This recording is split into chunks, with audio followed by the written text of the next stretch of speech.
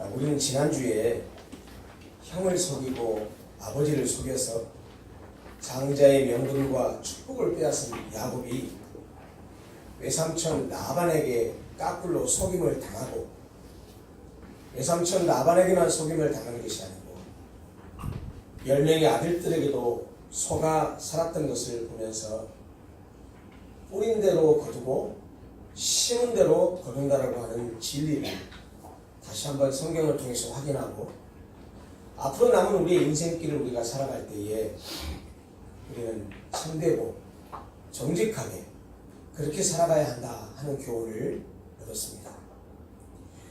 오늘 나누게 될 말씀은 외삼촌 라반의 집에 빈손으로 들어갔던 야곱이 20년의 세월을 보내면서 어떻게 빈손인 그의 손을 하나님이 채우신 것을 경험하게 되는지, 그래서 어떻게 해서 빈손으로 들어갔던 그가 양손을 가득 채워서 부자가 되어서 고향에 돌아오게 되는지 하는 것들을 야곱의 삶을 좀 살펴보려고 합니다.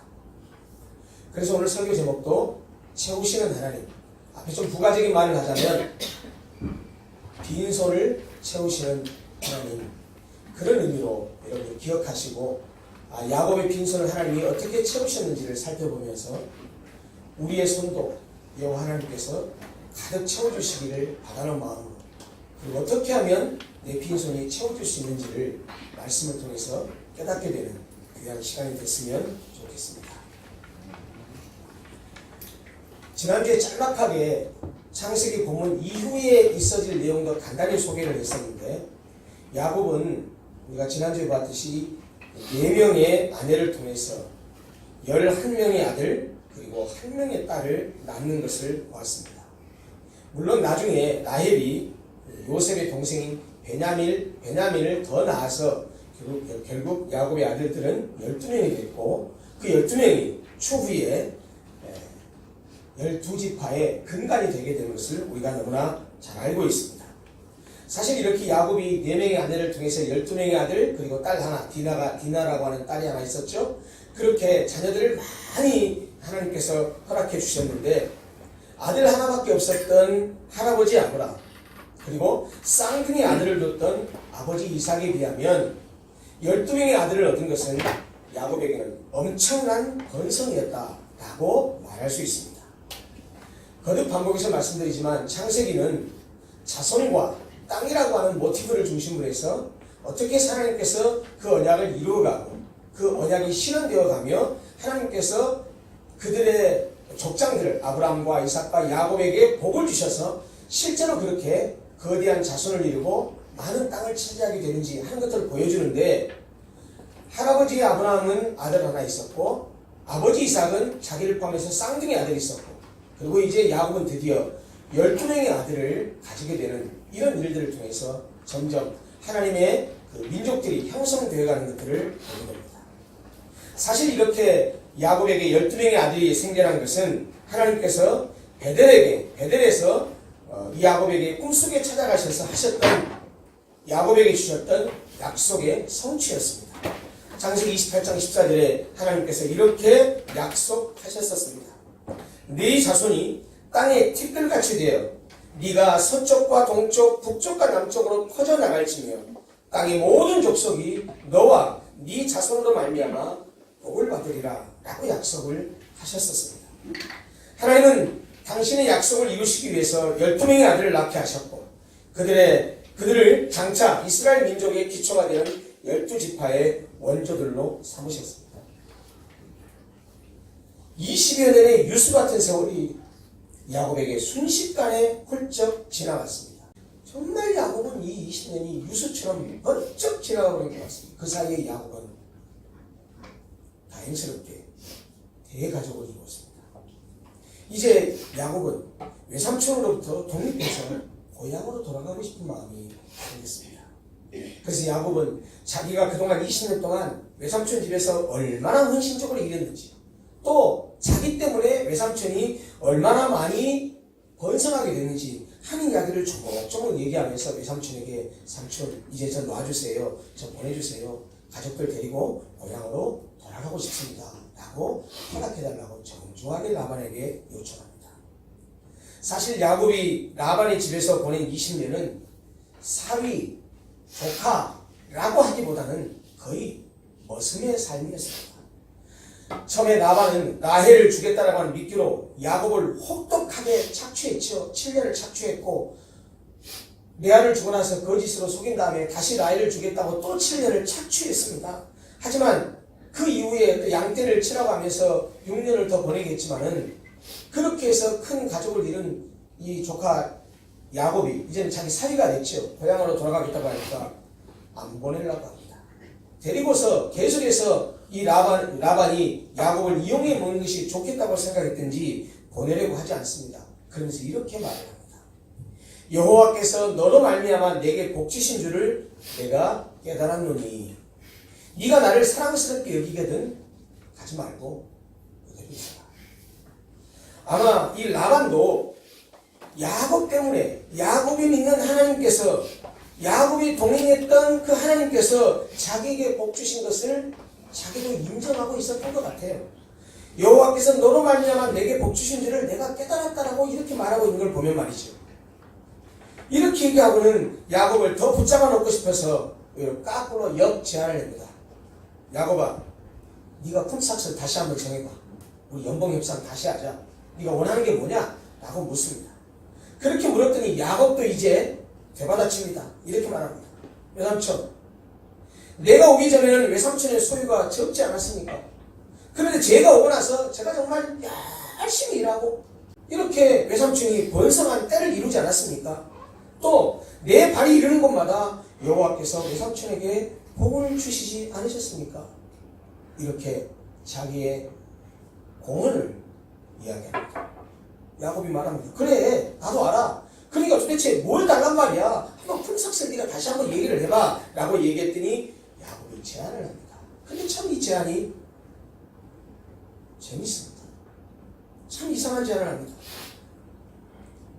양떼와 염소떼를 길렀는데 그 일을 했는데 양 중에서 아롱진 것, 점이 있는 것, 검은 것, 그리고 염소 중에서는 점이 있는 것, 아롱진 것, 이것이 생기면 이런 양과 이런 염소가 있으면 그것은 몽땅 자기 품삯으로 해달라는 것입니다. 사실 어리석기 짝이 없는 제안이었습니다. 왜냐하면 이 고대 근동 지역의 양들은 대부분 양이 무슨 색입니까? 하얀색입니다. 아롱진 양은 없습니다. 얼룩달룩한 그런 그 양 없습니다. 점이 있는 양도 아주 드뭅니다. 검은색 거의 없습니다. 게다가 염소는 대부분 다 검은색이에요. 염소는 검은색입니다. 그리고 검은색이 아니면 짙은 갈색입니다. 아무튼 좀 짙은 색이란 말이죠. 흰색이 없어요. 그런데 야곱이 제안한 것은 뭐냐면 아롱지거나 점이 있거나 검은색의 양, 염소 중에서는 점이 있거나 아롱진 것, 그것을 자기 품삯으로 해달라는 겁니다. 그러나 고대 근동지방의 염소와 양의 어떤 그 성향을 봤을 때는 아롱지거나 점이 있거나 검은색의 양은 아주 드물었고, 그리고 염소 역시 점이 있거나 아롱진 것은 매우 드물었습니다. 설사 그런 양과 염소가 있다고 하더라도 그런 양이나 염소는 병든 것으로 간주됐습니다. 그러니 여러 색깔을 지닌 가축들은 자신의 임금으로 하고 순백색 양과 검은색 염소는 라반 삼촌의 것으로 합시다 라고 했던 이 야곱의 제안은 사실 따져놓고 보면 바보 멍청이 같은 제안이고 반면에 라반에게는 얼마나 유리한 제안인지 모릅니다. 그런데 이 제안을 라반이 한 게 아니고 야곱이 이렇게 제안합니다. 도대체 야곱은 이런 말도 안 되는 제안을 왜 했을까요? 왜 전혀 이익이 아니고 손해볼 제안을 왜 했을까요? 성경이 명확하게 그것을 구체적으로 명시하고 있지 않으나 본문을 깊이 자세히 묵상하고 들여다보면 야곱이 많이 달라졌다는 사실을 확인할 수 있습니다. 아마도 외삼촌의 집에서 20년 동안 일하면서 무엇보다도 야곱은 자신의 잘못을 되돌아본 것 같습니다. 14년을 일해서야 자기가 진짜로 사랑하는 아내 라헬을 얻었는데 자기에게 사기를 쳤던 외삼촌을 원망하면서 7년 동안 열심히 일하면 라일 준다고 그랬는데 자고 일어나 봤더니 레알이었잖아요. 7년 더 일하면 라일 준다고 하니까 14년을 일했어요. 14년 더 일하면서 속으로 별 생각 다 했을 거 아닙니까? 삼촌이 나한테 이럴 수 있어? 삼촌이 나 이렇게 새카맣게 거짓말을 사기쳐서 거짓말하고 나 이렇게 등쳐먹을 수 있어? 라고 이렇게 자기에게 사기를 친 외삼촌을 원망했을 겁니다. 분명히 원망했을 겁니다. 그런데요, 그 외삼촌을 원망하면서 자기가 속였던 형, 자기가 속였던 아버지를 분명히 생각했을 것 같습니다. 자신이 형을 속이고 아버지를 속인 과거를 돌아보면서 회개했을 것이 분명하다는 말이죠. 성경에는 명시적으로 드러나 있지 않습니다. 그러나 미루어 짐작할 수 있습니다. 그것은 야곱이 라반에게 내 발이 이르는 곳마다 여호와께서 외삼촌에게 복을 주셨지 않습니까? 라고 말하는 것을 보면 알 수 있습니다. 다시 말하면 라반의 소유가 늘어나는 것이 하나님의 주권적인 개입이라고 하는 이런 인식은 전에 야곱에게 사기치던 야곱에게는 전혀 없었던 사고방식입니다. 예전과는 전혀 달라진 야곱의 인식 변화라고 하는 것이죠. 다시 말하면 야곱은 거짓으로 사기를 치고 잔꾀를 부려서 복을 쟁취할 수 있는 것이 아니라 복은 하나님이 주시는 것이요 하나님만이 우리를 채울 수 있는 분이심을 분명히 깨닫고 회개하고 확신했던 것 같습니다. 라반에게 이해가 되지 않는 제안을 한 것도 하나님이 그를 도우실 것임을 믿었기 때문이고 하나님이 함께 하시기만 하면 하나님이 자기의 빈손을 채우시리라 확신했기 때문이었습니다. 이렇게 믿기만 하고 야곱이 아무 일도 안 했느냐? 그렇지 않습니다. 야곱도 자신이 할 수 있는 최선의 방법, 최선의 노력을 했습니다. 성경 본문을 읽어보면 그런데 그가 취한 방법이 참 납득이 잘 안됩니다. 이해가 안됩니다. 그건 뭐냐면 현대 과학으로서는 현대의 유전 과학으로서는 도저히 납득하기 어려운 그렇지만 당시에 민간에 많이 유행했었던 민간의 전승을 따라서 오늘날의 용어로 말하자면 나름대로의 유전 공법을 시행합니다. 그렇지만 들여다보면 전혀 비과학적인 내용입니다. 어떻게 했느냐? 버드나무, 살구나무, 신풍나무는 우리가 흔히 쓰는 용어로 말하면 플라터너스 나무입니다. 플라터너스입니다. 이 세 종류의 나무의 푸른 가지를 꺾어서 그 껍질을 벗깁니다. 그리고 흰 무늬를 냅니다. 껍질을 벗기니까 하얗게 노출되지 않겠습니까? 그러면 그 가지를 양들이 와서 먹는 개천에다가 그 가지를 껍질을 벗겨서 세워두었습니다. 양들이 물을 먹으러 왔다가 그 가지를 보고서 하얀 가지를 보고서 짝짓기를 하면 희한하게도 그 새끼들이 얼룩달룩하고 점이 있고 아롱진 것이 나왔습니다. 그래서 그렇게 가지를 꺾어서 양들이 올 때, 염소들이 물 먹으러 올 때 튼실하고 걸박하고 토실토실한 놈들이 오면 그거를 꽂아놓고 그러면 양과 염소들이 그것을 보고 새끼를 내면 점이 있고 아롱지고 색깔 있고 이런 것이 태어나고 그리고 비실비실하고 약한 그런 양과 염소가 오면 그것을 치웠습니다. 그러면 짝짓기를 하면 비실비실한 새끼들은 양 같은 경우는 아주 하얀색 양만 염소는 새카만 양만 생산을 하는 겁니다. 그러니까 결국 아까 라반하고 약속을 할 때 계약을 할 때 얼룩지고 점이 있고 이런 것들은 색깔이 있는 것은 야곱의 것으로 하고 양의 경우에 하얗고 염소의 경우에 새카만 것은 라반의 것으로 하자고 그랬는데 결국 토실토실하고 아주 건강한 새끼들은 야곱의 몫이 되고 비실비실하고 허약한 새끼들은 라반의 몫이 되게 된 것입니다. 그 결과 성경은 뭐라고 말하냐면 야곱은 매우 번창하여서 양떼와 노비와 낙타와 가지가 많아졌다라고 말을 합니다. 한마디로 말하면 부자가 된 것입니다. 빈손이었던 그의 손이 가득 채워진 것입니다. 그러나 여러분, 제가 방금 말씀드렸지만 어미가 보는 것이 새끼에게 영향을 미친다는 이런 당시의 민간 전성은 과학적으로 들여다보면 전혀 근거가 없습니다. 과학적 사고에서 보면 야곱의 방법은 어리석고 미련한 것이라는 것입니다. 그럼에도 불구하고 그렇게 나름대로 당시의 민간 전성에 따라서 그렇게 시행해 봤더니 야곱이 세운 전략이 대성공을 거두어서 야곱이 번창하게 되었다는 것입니다.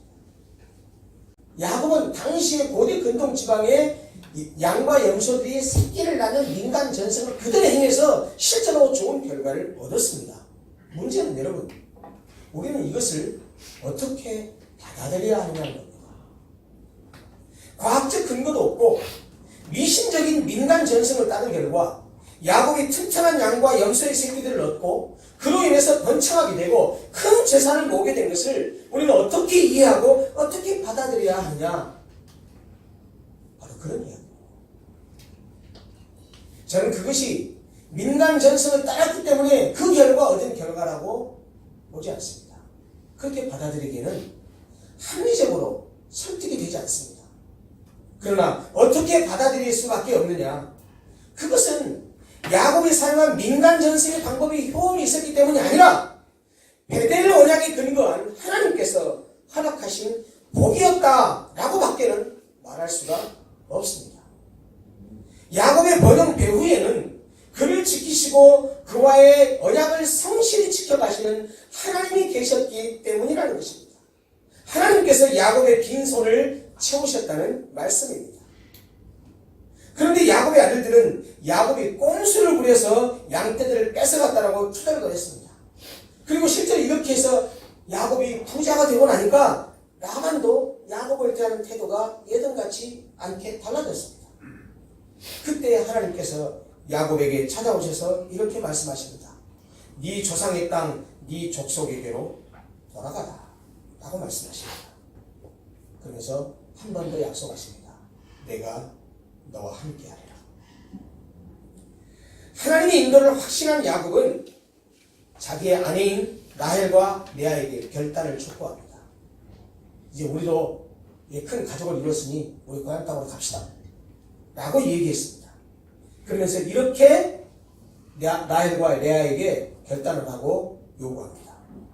그대들의 아버지의 안색을 본즉 내게 대하여 전과 같이 아니하도다. 그럴지라도 내 아버지의 하나님은 나와 함께 하셨느니라. 야곱은 이 20년의 세월을 보내면서 상당히 많은 인격의 변화, 신앙의 변화, 삶의 자세와 태도의 변화, 하나님에 대한 인식의 변화를 분명히 가져오는 것 같아요. 당신들의 아버지는 내 장인이면서 동시에 내 삼촌이잖아요.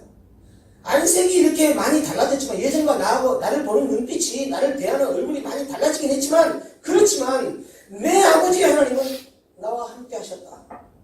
이제 내 아버지가 함께 하신다고 하셨으니 고향 땅으로 돌아가자. 어떻게 할래? 아버지 집에 머물 것이냐, 나와 함께 내 고향으로 돌아갈 것이냐, 빨리 선택해라 라고 라헬과 레아에게 선택할 것을 요청했습니다. 그리고 그에게 하나님께서 꿈에 나타나셔서 귀향을 명령한 사실도 더불어 말해줍니다. 그랬더니 라헬과 레아도 뭐라고 말하냐면, 아버지가 자기들을 외국인처럼 여기는 것 같다. 우리도 보니까 아버지가 우리를 딸로 여기는 게 아니고 당신 남편을, 당신 야곱 당신을 일꾼처럼 부려먹으려고 하면서 우리를 외국인처럼 생각하면서 그렇게 딸로 생각하지 않는 것 같습니다. 그러니 하나님께서 당신에게 명령하셨다고 한다면 그 하나님의 명령대로 행하십시오. 우리도 당신을 따라 나서겠습니다 하고 남편을 따라 나섭니다. 비록 라헬과 레아는 이런저런 일로 서로 심하게 다투고 그래서 서로 출산 경쟁까지 했고 그런 껄끄러운 사이였지만 남편을 따라 귀향길을 오르는 일에는 하나가 돼서 같이 모든 가족들이 이제 고향을 찾게 됩니다. 4명의 아내들, 이렇게 12명의 자식들을 데리고 그가 소유한 모든 것들을 다 이끌고 도망하듯 떠나게 됩니다. 쉬운 일은 아니었을 겁니다. 벌써 대가족이 됐습니다. 라반이 양털을 깎으러 나간 사이에 야단 도주하듯이 라반에게는 얘기하지 않고 도망하듯이 자기 가족들을 이끌고 고향을 향해서 떠납니다. 그런 와중에도 야곱이 그렇게 사랑하던 라헬은 자기 친정 아버지인 이 라반이 자기 목숨만큼이나 중요하게 생각했었던 드라빔, 영어 발음으로는 테라핌입니다. 이 드라빔이라고 하는 것을 훔쳐서 나오게 됩니다. 드라빔은 일종의 부족과 같은 것인데요. 사실 참고하십시오. 실제로 손바닥 위에 놓은 드라빔을 자료를 구했는데요. 이 정도 크기입니다. 드라빔이 일종의 부족과 같은 용도의 가족 소신과 같은 뜻입니다. 가족의 불행을 막아준다고 생각해서 주문을 외워가며 기도할 때 사용한 우상인데요. 길이가 보통 10cm에 이르지 않습니다. 5cm에서 한 7cm 정도의 아주 작은 손에 쥐일 정도의 이렇게 작은 잎상입니다. 서 있는 모양입니다.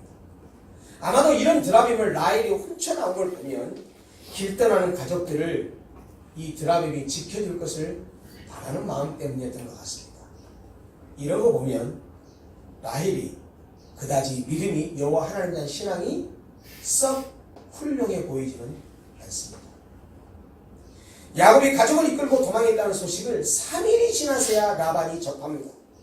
그리고서 자기가 야곱에게 못되게 했던 일은 생각지 않고 도망한 야곱이 서운하다 못해서 괘씸해서 그를 추격하여 야곱을 따라잡습니다. 야곱을 죽이려고 했던 것은 아니지만 단단히 손을 봐주려고 마음먹었던 모양입니다. 그런데 라반의 꿈속에 하나님이 나타나셔서 호되게 말씀하십니다. 너 야곱에 대해서 왈가왈부하지 마. 야곱에 대해서 선악간에 아무 말 하지 마. 너 입 조심해. 야곱이 갔습니다. 함부로 짓거리지 마. 라고 꿈속에 나타나서 라반을 경고하십니다. 라반은 딸들과 손자, 손녀들에게 왜 작별 인사도 하지 못하게 하고 이렇게 도망치듯 나가버렸느냐 라고서 야곱에게 핀잔을 주지만 진짜로 라반이 야곱을 7일씩이나 뒤쫓아가서 야곱에 다다른 것은 진짜 관심사는 그가 숨기다가 잃어버렸던 드라빔 때문이었습니다. 야곱에게 다그칩니다. 왜 내 신을 도둑질해 갔어? 그래, 가는 건 좋다. 내 손자 손녀들에게, 내 딸들에게 입맞춤도 못하게 하고 그냥 도망가는 건 좋다. 그 용서할 수 있다. 그런다 할지라도 왜 내 드라빔을 훔쳐갔냐? 라고 따지듯이 이야기합니다. 야곱은 라헬이 그 드라빔을 훔쳐온 사실을 전혀 몰랐습니다. 그렇기 때문에 라반에게 당당하게 말합니다. 다 뒤져보십시오. 샅샅이 뒤져보십시오. 그러면서 큰 소리치면서 결백을 주장합니다. 라반은 야곱과 레아와 라헬의 천막을 차례로 다 뒤졌지만 발견할 수 없었습니다. 그때 라헬은 자기의 손에 이 드라빔을 가지고 있었는데 슬며시 타고 있던 낙타 안장에다가 자기 엉덩이 미치죠? 안장에다가 놓고 그걸 깔고 앉았습니다. 그 위에 깔고 앉아서 라반에게 미심쩍게 라반이 와서 라헬을 미심쩍게 보는데 라헬이 아버지 제가 지금 생리 중이라 일어날 수가 없네요 라고 해서 위기를 모면합니다. 저는 이 사건을 이 드라빔을 찾아오고 드라빔을 숨기고 하는 이걸 보면서 몇 가지 참 재밌는 걸 보게 됩니다. 첫째, 드라빔이라고 하는 것이 라반도 신으로 섬겼고 그걸 훔쳐온 걸 보면 라헬도 신처럼 여긴 것 같은데 신을 엉덩이에 깔고 앉았습니다. 엉덩이에 깔고 앉아도 아무런 말을 할 수 없는 신, 그게 과연 신인가요? 얼마나 어리석은지 알 수 없습니다. 게다가 거짓말로 다시 자기가 훔친 이 드라빔을 훔친 것을 이제 위기를 모면했는데 이 집은 모두가 다 거짓말에 대가들만 모인 것 같아요. 다 거짓말로 위기를 모면하고 거짓말로 자기 이익을 착취하는 것 같아요. 결국은 라반이 다 뒤졌지만 드라빔을 찾지 못합니다. 이렇게 되니까 얼마나 라반이 겸연쩍겠습니까? 그렇게 되자 야곱이 그동안 외삼촌 때문에 당했었던 억울한 일들, 가슴에 맺혔던 일들을 다 쏟아냅니다. 그것이 바로 우리가 읽었었던 오늘 성경 본문입니다. 내가 이 20년을 외삼촌과 함께 하였거니와 자기의 20년이 지나간 세월을 지금 추억합니다. 외삼촌의 암양들이나 암염소들이 막태하지 아니하였고. 무슨 얘기를 하고 있죠? 내가 양하고 염소를 잘 돌봐서 낙태하고 하지 않지 않습니까? 양과 염소들이. 또 외삼촌의 양떼의 순양을 내가 먹지 아니하였습니다. 나 하나도 안 잡아먹었습니다. 물려 찢긴 것은 내가 외삼촌에게로 가져가지 아니하고. 왜 집에다 보면 사자나 다른 짐승들이 와서 막 잡아먹고 찢기고 하잖아요. 그건 가져가지 않고. 그러면서 어떻게 했느냐? 낮에 도둑을 맞든지 밤에 도둑을 맞으면 외삼촌이 숫자 세고 한 마리 비네? 너 이거 어떻게 했어? 그러면 내가 도둑 맞았음에도 불구하고 내가 뭘 잡아먹지 않았음에도 불구하고 외삼촌이 이거 어떻게 했어? 이렇게 따지니까 내가 그것을 내 손에서 찾기 때문에 내가 스스로 그것을 보충하였으며 내가 이와 같이 낮에는 더위와 밤에는 추위를 무릅쓰고 눈붙이는 겨를 없이 지내나이다. 내가 외삼촌의 집에 있는 이 20년 동안 두 딸에서 14년, 양떼에서 6년 봉사했다. 그러는데 그 사이에 20년 동안 외삼촌은 내 품삯을 10번이나 바꾸셨으며, 여러분 이 말을 보면 품삯을 좋게 바꿨다는 얘기예요? 불리하게 바꿨다는 얘기예요? 예, 불리하게 바꿨다는 얘기예요. 내가 직원을 쓰거나 일꾼을 쓰는 위치에 있는 분들이 계시다면 이렇게 하면 안 됩니다.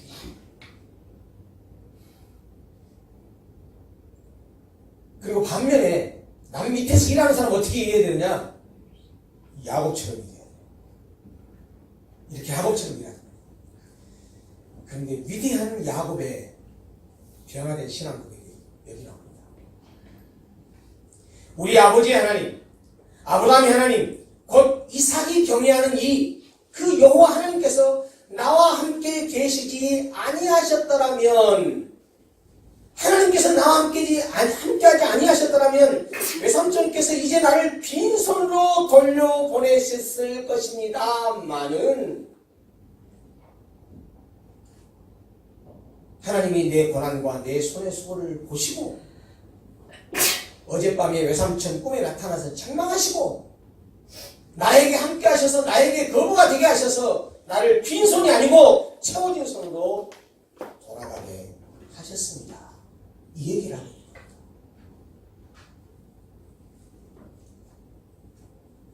야곱의 항변을 들은 라반은 격앙됐던 감정을 쫓아가서 혼내주려고 했던 감정을 추스립니다.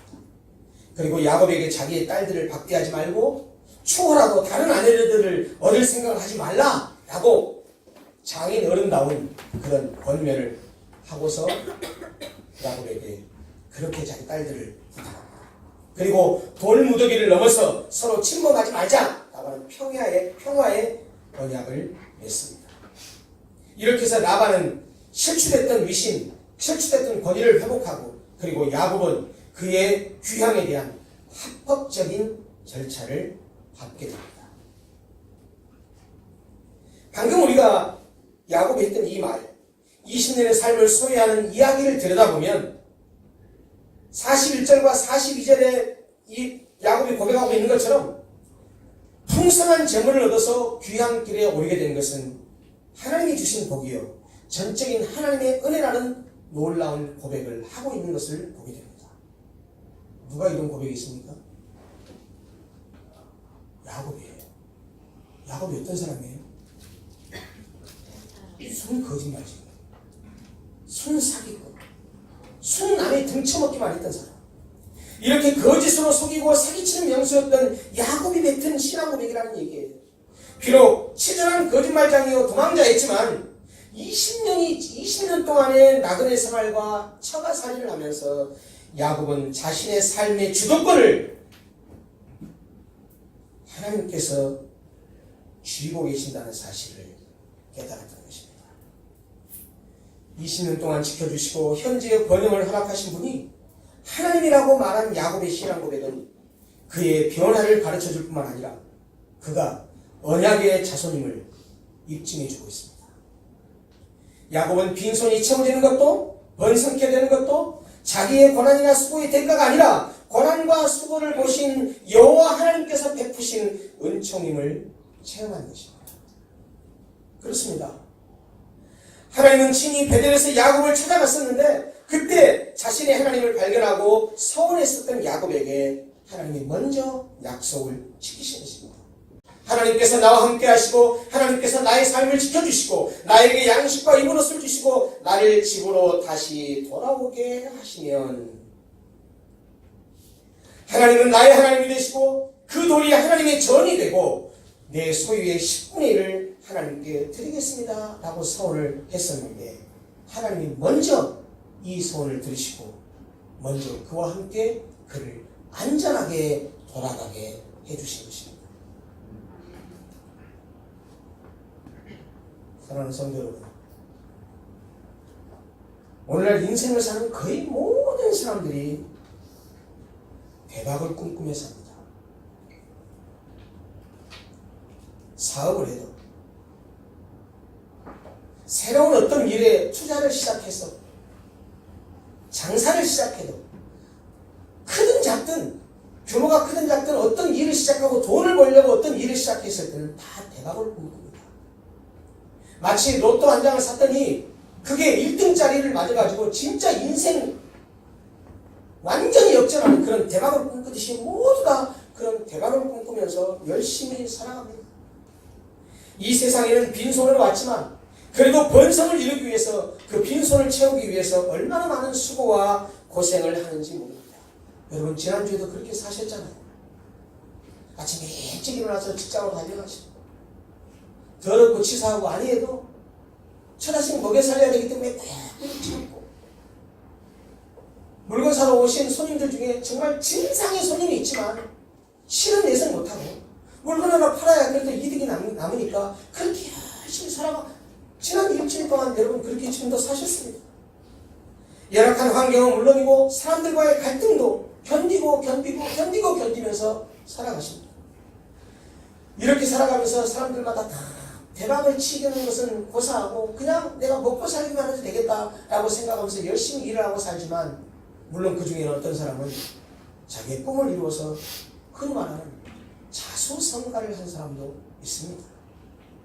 그러나 그것은 극소수의 사람에게만 해당되죠. 사실 자수성가한 사람은 그렇게 많지 않습니다. 기대처럼 이루어지지 않는 것이 대부분의 사람들입니다. 나름대로 최선을 다해도 어떤 순간에 꿈이 좌절되고 망하는 경우도 엄청 많습니다. 빈손이 채워지기를 원하지만 채워지지 않습니다. 번성을 원하지만 여전히 빈손으로 남아있는 경우도 많습니다. 근데 여러분 살아보니 어떻습니까? 번성이라고 하는 것이 성공을 한다고 하는 것이 어디 사람의 노력으로 사람의 의지만으로 됩니까? 우리의 노력으로는 되지 않지 않습니까? 그래서 세상 사람들도요 운 7, 기 3이라고 이 얘기 들어보셨어요? 누가 만들어낸 말이에요. 운이 70%, 재주가 능력이 30%.